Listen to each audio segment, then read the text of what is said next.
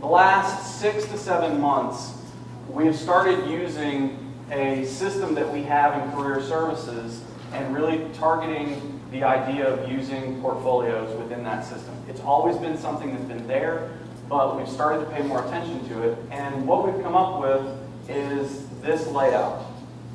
Now, this layout is straightforward, it's simple, but it's easy to use, and that's the point.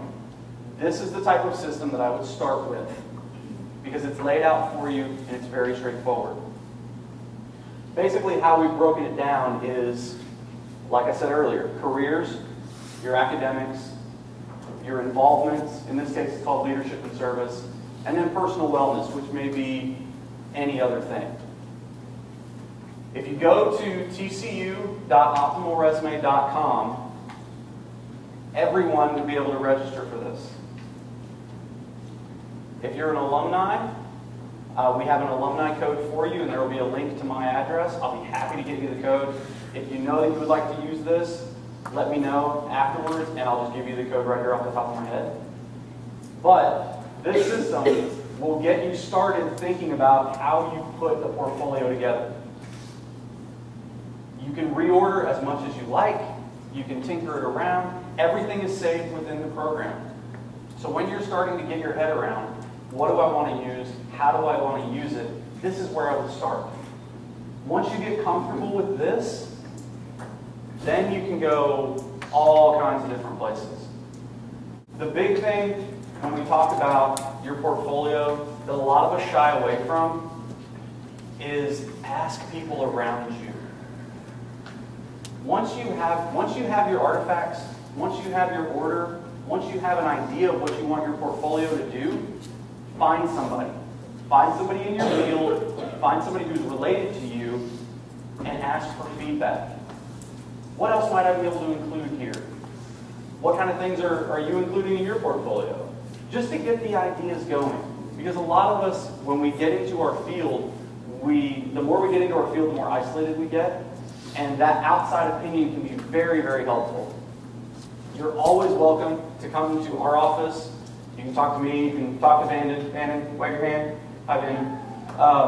Any of us, any of the advisors would be happy to kind of plot out where are you going with your portfolio? What are you doing? How are you doing it? A portfolio can't stand by itself.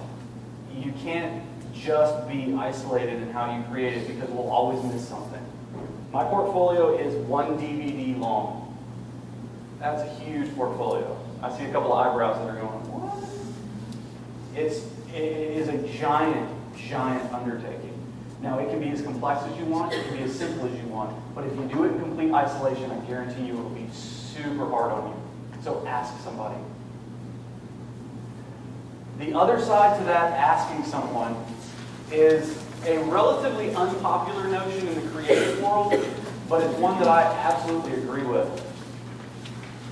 Once you get comfortable with your portfolio, once you get comfortable with the idea, find somebody who is not in your field.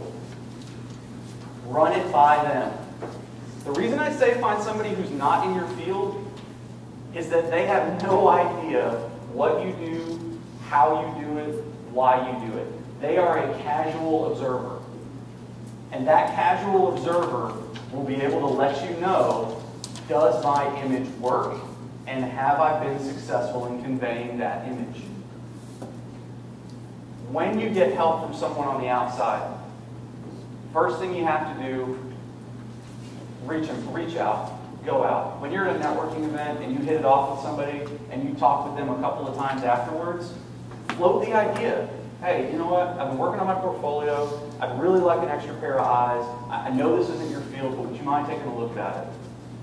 That type of interaction can be very, very, very helpful. Because people who are on the outside, they don't have a bias, they don't have a prejudice, they don't have an industry-specific knowledge set, and that's a good thing.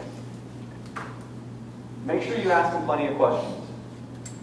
Rule number 1 of feedback, when someone gives you feedback, don't let it sit there by itself.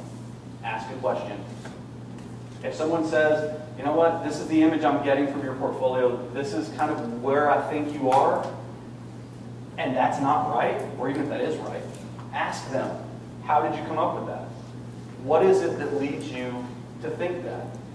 Ask them questions. Never let someone's feedback just sit on a table bare.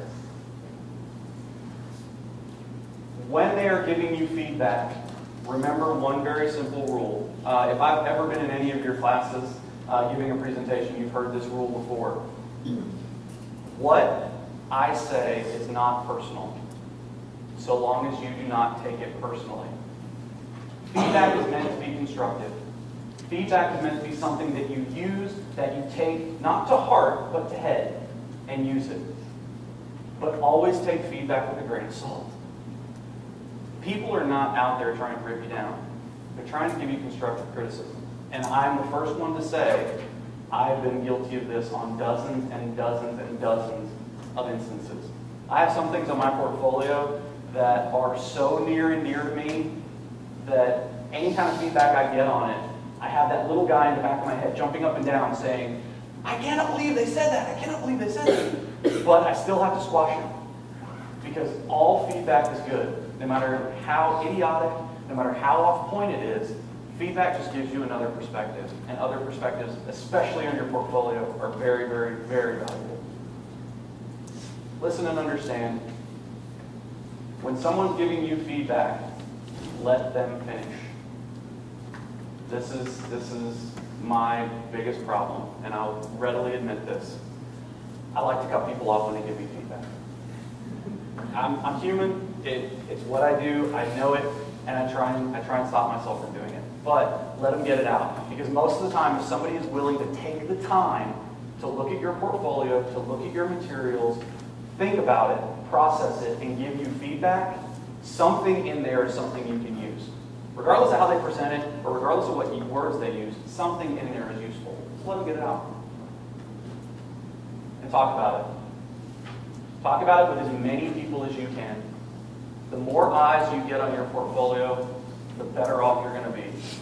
With a resume, with a cover letter, there's a limit. At a certain point, your criticisms are going to be basically the same.